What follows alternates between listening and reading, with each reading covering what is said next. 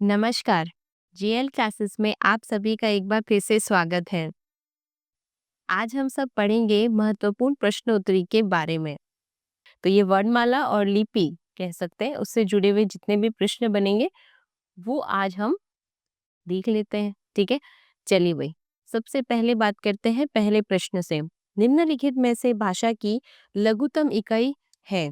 बहुत बढ़िया। ये कब आया है? ग्रेड थर्ड में आया हुआ है हिंदी में। कब? ये डेट लिखी हुई है, तो हमने डेट वाइज भी बताया है, तो हाईलाइटेड है, आप देख सकते हैं। अभी तक के जितने भी एग्जाम्स हुए हैं 23, 24, 25 या उसमें खूब सारे हैं वैसे तो एग्जाम्स, तो उसमें सिर्फ और सिर्फ वर्णमाला से जुड़े हुए प्रश्न आएंगे, वो ही बताऊंगी मैं। ठीक है, तो भाषा की लघुतम इकाई है, तो इसका आंसर हो जाएगा वर्ण।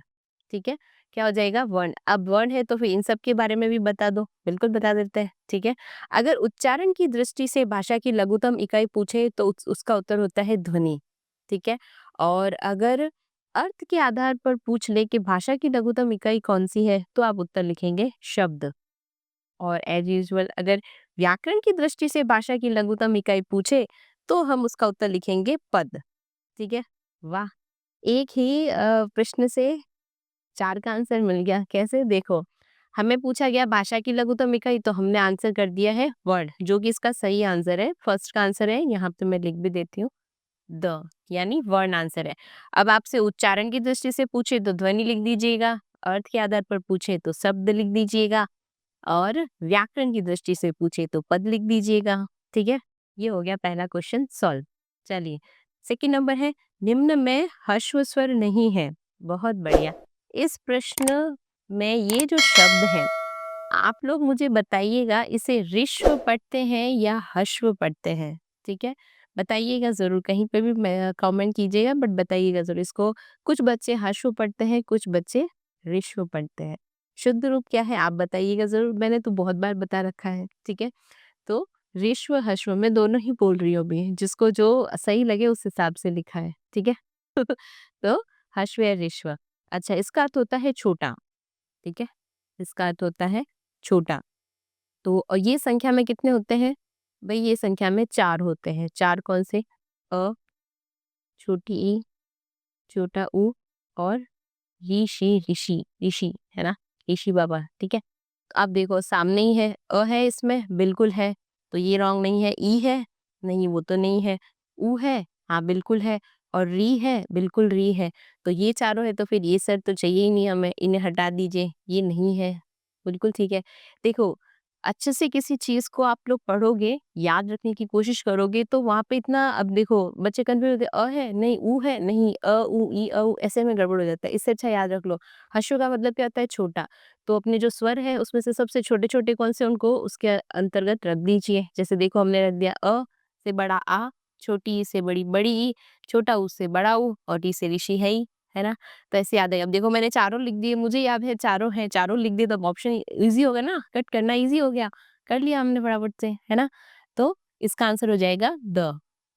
बहुत बढ़िया, ऊपर का भी आंसर ये, नीचे का भी। ठीक है, नेक्स्ट, निम्न कथनों में सर्वाधिक उपयुक्त कथन है। ये कब आया है भैया? सीईटी में आया हुआ है, 2024 में आया हुआ है ना, अभी गया है देखो, कथन देखो ध्यान से, कथन में लिखा है र अंतस्थ व्यंजन वर्ण है। ठीक है, और ई का उच्चारण स्थान तालु है। अब देखो, ये तो पता करना मुश्किल नहीं है कि अंतस्थ य र ल व है, सबको पता है कौन से है। तो अंतस्थ व्यंजन वर्ण क्या है? य र ल व है। ठीक है, विशुद्ध रूप से तो य और व को ही माना गया है, क्योंकि ल जो है वो पार्श्विक में आता है, और र जो है कंपन जात के अंतर्गत आता है ना। पर दिखते तो हम चारों है, य र ल व, तो र तो अंतस्थ वर्ण है ही। अब देखो ई तालु है या नहीं, इसके लिए हमने एक शब्द याद करवाया था आपको, क्या? ईचू यश, याद आया क्या? ईचू यश, देखो इसके बारे में हम आपको बताते हैं। ईचू यश के बारे में ये रहा यहाँ पे, ये देखो ईचू यश, यानी ये तालु, तालु यानी तालव्य के अंतर्गत इसको लिखा जाता है, तालव्य के अंतर्गत इसको लिखा जाता है। देखो ई आता है उसमें, यानी छोटी बड़ी दोनों आती है। च वर्ग पूरा आता है। वर्ग पता है आपको कितने होते हैं? 5 वर्ग होते हैं, क च ट त और प। ठीक है, तो 5 वर्ग होते हैं, उसमें से च वर्ग जो है वो तालु, यानी ताल, हमारे जो ऊपर मुंह के अंदर तलवा होता है, वहां से उच्चारित होने वाले वर्ण होते हैं, उन्हें तालव्य, तालु बोलते हैं, है ना। च, छ, ज, ज और ये वाला, उसके बाद य और श। तो आप जो शॉर्ट में भी याद रख सकते हैं ईचू यश, है ना? ईचू यश वर्ड याद रखोगे तो आपको पता रहेगा कि ये तालु के अंतर्गत आता है ना? तो फिर ये दोनों ही सही है। क्या है?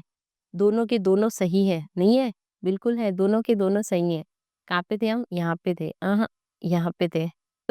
चलो, ये रहा। तो मतलब कथन 1 भी सही है और कथन 2 भी सही है। ईचु यश देखो तो तालु के अंतर्गत आता है और र जो है अंतस्थ वर्ण है य, र, ल, व। तो इसमें से कथन 1 और 2 कहाँ लिखा हुआ है? ये रहा। कथन 1 और 2 दोनों सत्य, तो इसका आंसर हो जाएगा अ। यहाँ हमने लिख दिया कथन अ। कैसा लग रहा है? अच्छा लग रहा है ना? ठीक है? एक बार चेक कर लेते हैं, चल रहा है या नहीं? बिल्कुल चल रहा है, बिल्कुल चल रहा है।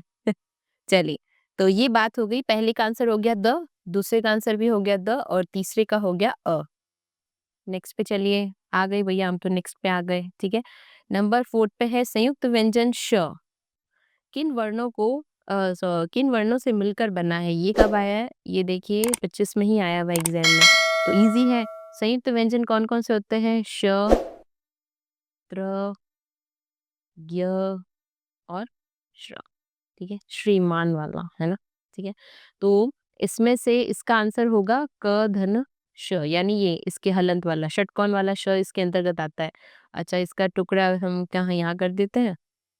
अगर ये श आए तो याद रखिएगा क और श से मिलकर बनता है। ठीक है? अच्छा, त्र आ गया तो त और र। उसके बाद है ज्ञ, ज्ञान से ज्ञानी, जो कि सब है आजकल। ठीक है? ज्ञ से ज्ञानी वाला, तो इसमें आ जाएगा ज, धन, न से और लास्ट में आ जाएगा श्र, श, धन, र से। ठीक है?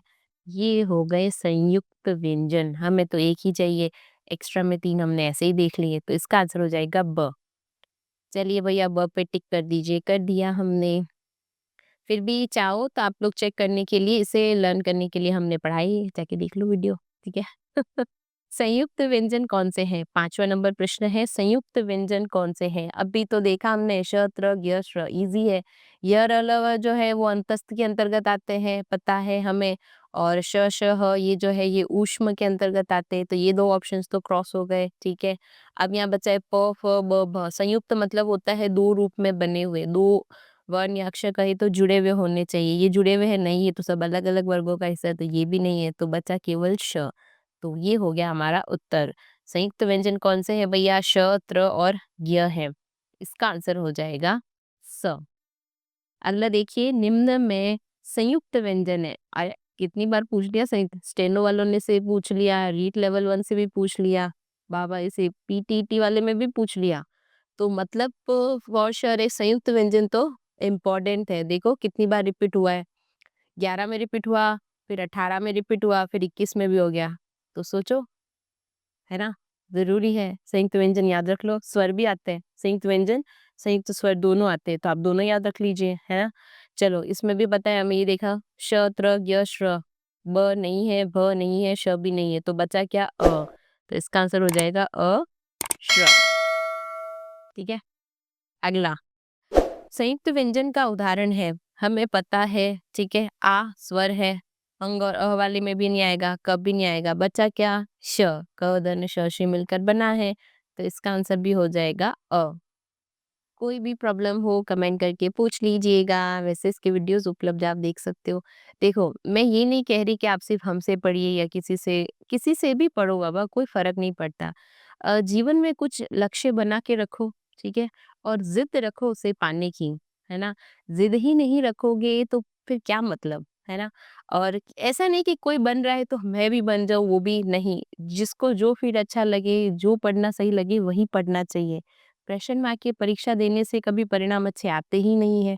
इससे अच्छा है वो पढ़ो जिसमें आपको पढ़ना भी अच्छा लगे तो दूसरों को पढ़ाना भी अच्छा लगे, है ना? हम ये नहीं कह रहे कि आप हमें ही देखिए, यही सब देखिए, मगर जहाँ अच्छा लगे वहाँ देखिए, मगर देखिए ज़रूर, पढ़ना बहुत ज़रूरी होता है। जीवन में लक्ष्य निर्धारित करना बहुत ज़्यादा ज़रूरी होता है, जिसे हम जीना चाहें, है ना? जी सकते हैं, ठीक है? चलिए, बातें नहीं करनी है। चलो नेक्स्ट है नंबर 8। देखो फिर पूछ लिया संयुक्त व्यंजन, देखो 23 में भी पूछ लिया। कितना इम्पोर्टेंट है संयुक्त व्यंजन। अभी देखा हमने श, त्र, ज्ञ और श्र। श, त्र, य और श्र। ठीक है, ये रहा। त नहीं है, श नहीं है, ह नहीं, तो बचा क्या? त्र। इसका आंसर हो जाएगा अ। निम्नांकित में से महाप्राण वर्ण है, ये कब आया? 18 में आया, सेकंड ग्रेड टीचर में आया है ना। तो निम्नांकित में महाप्राण वर्ण है। महाप्राण और अल्प प्राण के बारे में कुछ पहले पढ़ लेते हैं ताकि आपको इजी रहेगा। वैसे अल्प प्राण जो होता है वो पहला, तीसरा और पांचवा होता है, जबकि महाप्राण हर वर्ग का दूसरा या और चौथा होता है। ठीक है, वर्ग तो आपको पता ही है कौन से, 5 होते हैं। फिर भी हमने आपके लिए यहाँ पे लिखे हैं जिन्हें हम देख लेते हैं। ये देखिए अल्प प्राण। ठीक है, हर वर्ग का पहला वर्ण, तीसरा और पांचवा, उसके साथ आता है य, र, ल, व और ये आखिरी वाला वर्ण। ठीक है, उसके अलावा महाप्राण में आता है दूसरा, चौथा, श, श, श और ह। ठीक है, तो अपने को इतना याद रखना है। अल्प प्राण में आता है पहला, तीसरा, पांचवा, महाप्राण में आता है दूसरा और चौथा। उसके अलावा पांचों वर्ग, हाँ पांचों वर्ग बोल रही हूँ मैं, पांचों वर्ग का पहला, तीसरा और पांचवा आता है इसमें, दूसरा चौथा आता है इसमें। तो हमसे उन्होंने क्या पूछा है भाई? हमसे पूछा है कि महाप्राण कौन सा है इसमें से। तो दूसरा चौथा के अलावा श, श और ह याद रखिएगा। ठीक है, दूसरा, चौथा और पांचवा श, श और ह। इजी है, देखो य, र, ल, व तो अंतस्थ है। क्लियर इट है। अभी हमने देखा था अंतस्थ किसके अंतर आता है? अंतस्थ वाले में आता है य, र, ल, व। य, र, ल और व। ठीक है, तो य, र, ल और व के अंतर्गत तो ये है नहीं, है ना। ये आ गया र, क्रॉस है भाई। ल भी नहीं है महाप्राण में, ये भी नहीं। क्या था? श, श और ह। आंसर हो गया। ठीक है, निम्न में घोष या अघोष, अघोष वर्ण है। ये स्टेनो वाले से पूछा है 2024 में, अभी अभी ही बीते बीते वाले में आया ना। तो अघोष वर्ण क्या होते हैं वो भी देख लीजिए। उसमें सेम है, जैसे अल्प प्राण पहला, तीसरा, पांचवा, महाप्राण दूसरा, चौथा है ना। वैसे ही अघोष पहला, दूसरा और घोष जो होते हैं वो तीसरा, चौथा, पांचवा, ऐसे समथिंग होता है। तो इजी रहता है। तो आप ये तो भैया देखो, आपको ये वाला सेक्शन तो पूरा याद रखना ही पड़ेगा, इसका कोई सॉल्यूशन नहीं है। हम लोगों ने भी किया, अब आप लोगों को भी करना ही पड़ेगा। इतना तो कष्ट करना पड़ेगा, जॉब चाहिए तो इतनी मेहनत तो करनी पड़ेगी। तो घोष कोई बहुत बार अगर सघोष लिखा हुआ आ जाए, है ना, अक्सर बच्चे पूछ लेते हैं घोष सघोष वाला क्या होता है। तो अगर घोष हो तो सघोष सेम ही है, ऐसे घबराने की आवश्यकता नहीं कि क्या पूछने, हमने तो 2 ही पढ़ के आए थे, घोष और अघोष। ये सघोष कहाँ से आ गया? कहीं से नहीं आया, इसी में था, आप लोगों को पता नहीं था तो, है ना? अच्छे से पढ़ के जाओगे तो सब पता रहेगा। तो घोष और सघोष एक ही है। तो हर वर्ग का तीसरा, चौथा, पांचवा जो है वो घोष और सघोष के अंतर्गत आता है। इसके साथ आता है य, र, ल, व और ह। देखो आपने सिमिलर चीजें देखो, य, र, ल, व ऐसे याद रख लो। अल्प में य, र, ल, व है तो घोष में भी य, र, ल, व है ना। यहाँ पे 1, 3, 5 है, 135, 445 ऐसे याद रख लो भाई, हमने तो ऐसे ही किया है। ठीक है, 135, 345 अल्प और घोष सघोष। ठीक है, उसके अलावा य, र, ल, व इसमें भी है, य, र, ल, व इसमें भी। इसमें बस ये चेंज है, इसमें ह आ जाएगा। बस इतना सा याद रखना है। 135, 345 अल्प प्राण, घोष, सघोष। उसके अलावा य, र, ल, व, य, र, ल, व। ठीक है, महाप्राण में देखो दूसरा, चौथा, यहाँ पे 24, 12, 12 12, 12 दूना 24 हिंदी में। और इंग्लिश में तो 12 वन ज़ा 12, 12 टू ज़ा 24, है ना। ऐसे याद रख दो। 135 यानी 135 345, इधर 1 2 2 4। महाप्राण अघोष, महाप्राण अघोष, अल्प प्राण घोष, ऐसे रिलेट कर लीजिए। अब यहाँ पे देखो, यहाँ पे क्या है? श, श, श और ये ह वाला आ गया, जबकि यहाँ पे भी देखो श, श और ये वाला आ गया, है ना, ह ऊपर चला गया।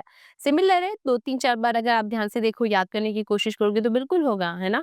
तो बस ऐसे याद रख लेना कि 12 और 24 का जोड़ना है तो अघोष और महाप्राण, है ना। चलो, कहाँ लन थे? हाँ, हम यहाँ चेक करने आए थे अघोष। अघोष में आता है पहला, दूसरा और श, श और स आता है। तो पहला, दूसरा देख लीजिए, हर वर्ग का पहला और दूसरा आता है क्या? तो हम चेक कर लेते हैं पहला और दूसरा। तो देखिए ण तो आता है, नहीं आता। ये तो किस में आता है? कोश अघोष वाले में से आता है। हमें तो अघोष चाहिए। और नहीं आता है, ह भी नहीं आता। तो बचा क्या? केवल क। क्या बचा? क। एक बार फिर से चेक कर लो। ये देखिए श, श, स और पहला, दूसरा। तो श, श वगैरह है नहीं, ह आया हुआ है जो कि है नहीं। ये वाला अल्प प्राण के अंतर्गत आएगा और ये वाला ह है जो घोष और सघोष में। हमें तो अघोष पूछा है तो स, स नहीं है तो पहला, दूसरा आएगा। पहला, दूसरा उसमें क्या है भैया? क लिखा हुआ है। क है, क वर्ग का पहला है। क वर्ग का पहला और दूसरा चाहिए हमको, पहला मिल गया। ह नहीं है अ भी नहीं है और ये भी नहीं है, तो इसका आंसर क्या हो जाएगा? स। ये वर्ण है नहीं होगा। हाँ, इसका क्वेश्चन है, यहाँ पे अघोष है ना, तो यहाँ पे अघोष पूछा गया है, शायद ये आया नहीं है, कोई बात नहीं, हम लिख देते हैं। शायद प्रिंटिंग या इसमें लिखते समय मिस्टेक हो गई। इनमें से कौन सा घोष वर्ण है? ठीक है, आई होप दिख रहा होगा आपको। हाँ, दिख रहा है, दिख तो रहा है। कौन सा घोष वर्ण है? ठीक है, कौन सा घोष वर्ण है? अब अघोष पूछा था, घोष में हमने अभी पढ़ा था क्या क्या आएगा घोष में, इसमें क्या आएगा? क, थ, ल और स है। देखो घोष के अंतर्गत क्या था? तीसरा, चौथा, पांचवा, य, र, ल, व और ह। ठीक है, तो देख लो भैया, य, र, ल, व है तब तो और भी इजी है। तीसरा, चौथा, पांचवा, क्या याद रखना है? घोष के अंतर्गत हमें याद रखना है तीसरा, चौथा और पांचवा। क, ख पहले पे आ गया क्रॉस, त, थ दूसरे पे आ गया क्रॉस, और श, श, ह तो था ही नहीं, उसकी जगह क्या था? य, र, ल, व, तो ये आ गया य, र, ल, व, तो इसका आंसर हो गया स। सिंपल, कोई प्रॉब्लम नहीं है। ठीक है, नेक्स्ट, कौन सी ध्वनियां अघोष है? ठीक है, अभी हमने चेक किया था अघोष ध्वनियां कौन सी होती है, पहली और दूसरी। फिर भी चेक कर लो भैया, दिक्कत क्यों देना। ठीक है, ये रही अघोष, फर्स्ट सेकंड, यानी हर वर्ग का पहला दूसरा, फिर श, श और स देन लिखना है ना। तो श, श, ह देख लीजिए, ये रहा। च, छ दूसरे पे आ गया, बिल्कुल राइट है भाई। च, छ, ज तीसरे पे आ गया, रॉन्ग है। त, थ पहले पे आ रहा है भाई, तो ये हो सकता है। फिर पांचवा, पांचवा तो हमें चाहिए ही नहीं, तो ये गलत है। और आ गया प, फ, ब, प फर्स्ट पे आ गया, तो बेसिकली ज और न दोनों ही नहीं है, तो बचा क्या? 1, 3 और 5। चेक कीजिए भाई, 1 इसमें है, क्रॉस लगा दीजिए, इसमें है, क्रॉस लगा दीजिए, फिर चाहिए 2 नहीं 3 चाहिए, इसमें 3 है नहीं, बचा क्या? 1, 3, 5, इसका आंसर हो गया स। इजी। ऐसे प्रश्नों को हल करने का यही तरीका है कि आपको जो नियम वगैरह याद है उससे चेक कर लीजिए इसमें है या नहीं, फिर ऑप्शंस देख लीजिए, 1 2 है नहीं, 2 है नहीं, 3 है 4 नहीं, बस फटाफट से क्रॉस हो जाता है ना। ऐसे तो कितना भी याद करो कम ही है, होता भी नहीं है। अगला देखिए, अघोष वर्ण नहीं है, ये कब आया है? 23 में आया है, ग्रेड 3 में ही आया है, संस्कृत एजुकेशन की तरफ से आया है, बताओ। अघोष वर्ण नहीं है, अभी हमने चेक किया, अघोष में क्या चाहिए? 1 2, उसके अलावा श, श और ह। ठीक है, फर्स्ट सेकंड, क फर्स्ट पे आता है, ख सेकंड पे आता है, दोनों बोला उन्होंने चाहिए। ठीक है, फिर उसके अलावा घोष के अंतर्गत क्या आता है? ये रहा घोष, उसके अलावा श, श और स आता है। ठीक है, तो फिर इसमें ऑप्शन क्या आ जाएगा? अ, य, फ, प, फ, फ भी सेकंड पे आता है, प और फ दूसरे पे आता है, तो ये भी सही है। तो फिर य, र, ल, व नहीं आता है, तो इसका आंसर क्या आ जाएगा? स। यर अलावा तो किस में आता है? घोष और सघोष में आता है। स्वर विषयक असंगत कथन है। जीलवाल साहब के जो भी स्टूडेंट्स हैं उनसे पूछा गया है, 25 में बहुत बढ़िया भी पूछा गया है।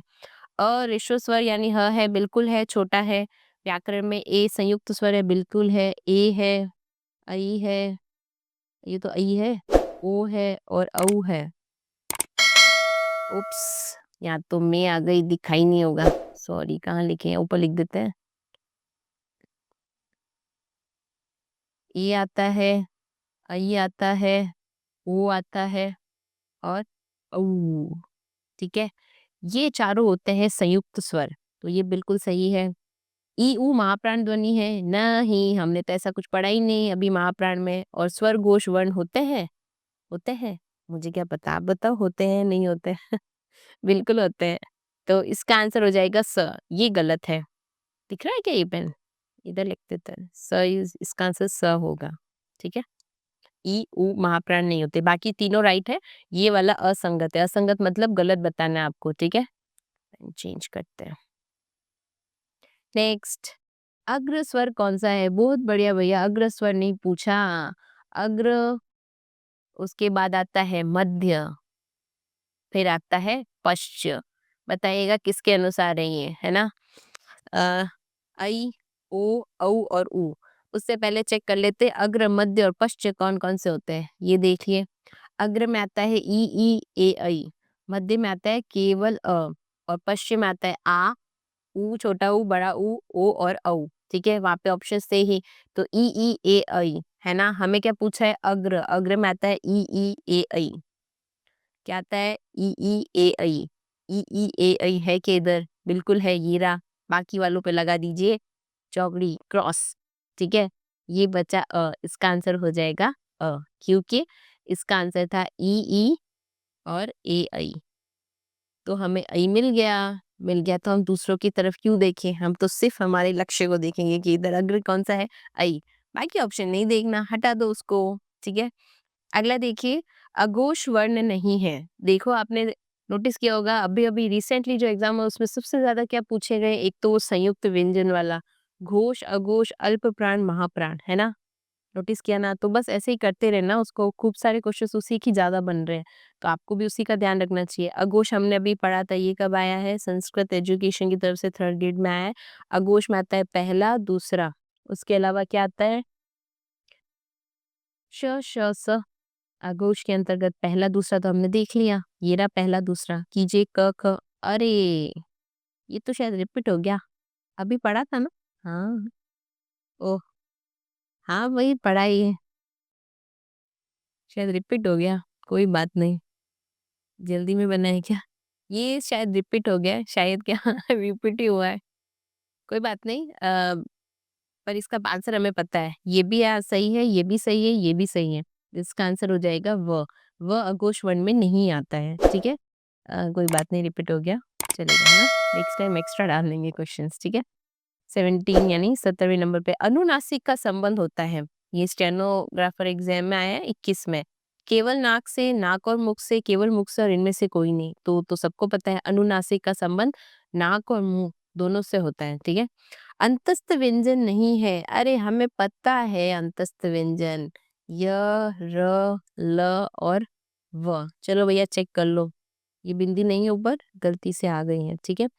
य है, र भी है, ल भी है, लेकिन ब नहीं है, ठीक है? तो ब इसका हो जाएगा आंसर। ये एग्जाम में कब पूछा गया है? पटवार में पूछा गया है, 23 के एग्जाम में भी पूछा गया है, ठीक है? चलिए भाई, सेकंड लास्ट, है ना? खत्म हो गया है। संयुक्त स्वर, अभी हमने बताया आपको संयुक्त स्वर कहाँ लिखे, ये रहे देखिए संयुक्त स्वर। संयुक्त स्वर है ए, ऐ, ओ, औ। अभी हमने बताया ही था आपको, तो ए, ऐ, ओ, औ लिख दीजिए अपने भाई यहाँ पे ए, ऐ, ओ और औ, ठीक है? ए, ऐ, ओ, औ।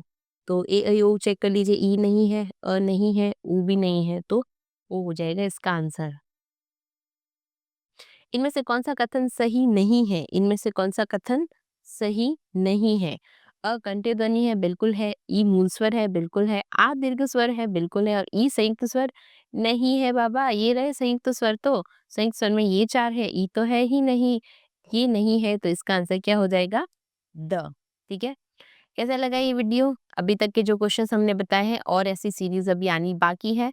बस आप देखते रहिएगा और इस बार निराशा का कोई भी रीज़न नहीं रहेगा। तो कैसा लगा ये वीडियो बताइएगा ज़रूर। तब तक के लिए मस्त रहिए, स्वस्थ रहिए और हमेशा मुस्कुराते रहिए। जय श्री कृष्णा।